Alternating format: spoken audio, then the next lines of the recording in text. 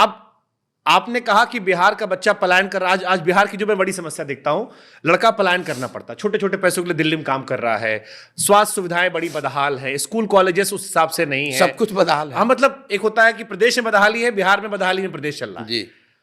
अब ये कैसे बदल जाएगा? आपकी सरकार मान लीजिए बन भी गई, जैसे फिर मैं केजरीवाल जी को लाऊंगा। बिल्कुल केजरीवाल जी जब आए बिल्कुल तब ठीक कहे बात। कि झोला था, अब कह रहे हैं जी हम क्या करें जी, सारी समस्या तो उधर थी। छोड़िए, तो अब आप छोड़िए, कैसे आप हमसे ही पूछिए। हाँ, आप कैसे बदल दोगे? कैसे बदल देंगे? तो पहली बात की जो भी बदलने का रास्ता है, जो भी वादे हैं, जो भी आगे का प्रोग्राम है, जैसे मैंने आपको बताया कि इसका पूरा ब्लूप्रिंट जारी करेंगे। ये नहीं बताएंगे सिर्फ कि कहेंगे कि नौकरी दे देंगे, ये बताएंगे कि नौकरी कैसे देंगे, पलायन कैसे रोकेंगे। तो जो सबसे बड़ी समस्या है पलायन, मैं उसका एक आंसर देता हूँ, क्योंकि अगर 200 बात पे बोलेंगे 2 घंटा लगेगा। हाँ, सही बात है। लोगों को लगता है पलायन कैसे रोक दीजिएगा बिहार में। सही बात है। मैं आपको बता रहा हूं कैसे रोक देंगे। कैसे? बिहार में श्रम का पलायन क्यों है, पहले इसको समझिए। बिहार में श्रमिकों का, मजदूरों का पलायन इसलिए है क्योंकि यहां से पूंजी और बुद्धि का पलायन है। बिहार से आपको, आप पत्रकार हैं, आरबीआई का आंकड़ा निकालिए, पिछले 30-32 सालों में 1990 के बाद बिहार के बैंकों ने 26 लाख करोड़ रुपया यहां से पूंजी दूसरे जगह ट्रांसफर कर दिया। आरबीआई एक आंकड़ा जारी करता है सीडी रेशियो। देश भर में सीडी रेशियो 70-75% होता है, मतलब जितना पैसा आप बैंक में रखते हैं 70-75% पैसा बैंक लोन के तौर पर आपको देता है, समाज को देता है, ताकि आप घर बना सकें, गाड़ी खरीद सकें, रोजी रोजगार कर सकें। बिहार में सीडी रेशियो है एवरेज 40%। लालू जी के जमाने में 18% था, अभी नीतीश की सरकार में 40% है। इसका परिणाम क्या हो रहा है? पिछले वित्तीय वर्ष में बैंकों ने यहां से 2,60,000 करोड़ रुपया दूसरे राज्यों में ट्रांसफर किया है। ये पैसा जा कहां रहा है? ये पैसा जा रहा है गुजरात, कर्नाटक, केरल, तमिलनाडु, आंध्र प्रदेश, तेलंगाना। वहां पर सीडी रेशियो कितना है? 90, 95, 100, 105। अब इसका असर क्या होता है?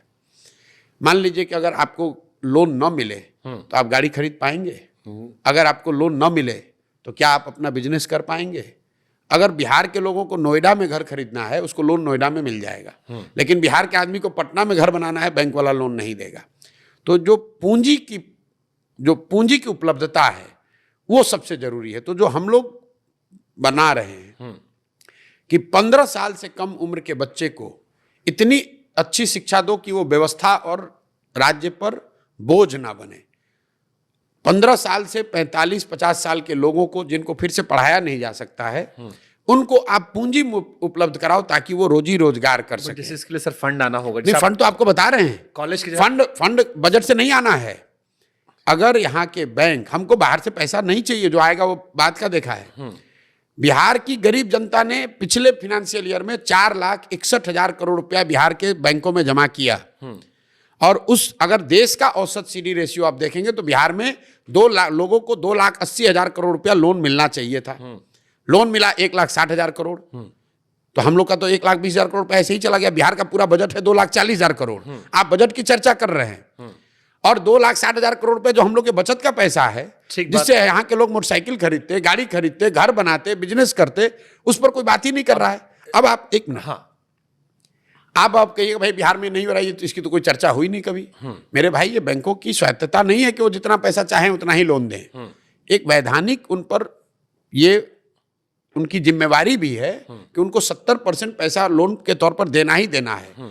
बजाब्ता मुख्यमंत्री के चेयरमैनशिप में एक कमेटी होती है जो कि हर महीने जिसको देखना है कि ये पैसा पूंजी लोगों को उपलब्ध हो। लेकिन बिहार में जैसे टीचर, दरोगा, डॉक्टर, इंजीनियर, अफसर बात नहीं सुन रहा है सरकार की, वैसे बैंकर भी नहीं सुन रहे हैं। हाँ। एक मेरी बात पूरी होने दीजिए। आप इसका एक उदाहरण देखिए। मान लीजिए कि आप एक युवा हैं जिसको बाल काटने आता है बिहार में। आपके पास 20,000 रुपया है। आप बैंक में गए कि अगर हमको 80,000 रुपया लोन मिल जाए तो मैं एक सैलून डाल दूंगा, 4-5 लोगों को रोजगार भी दूंगा, अपना परिवार भी चलाऊंगा। बैंक से लोन मिला नहीं।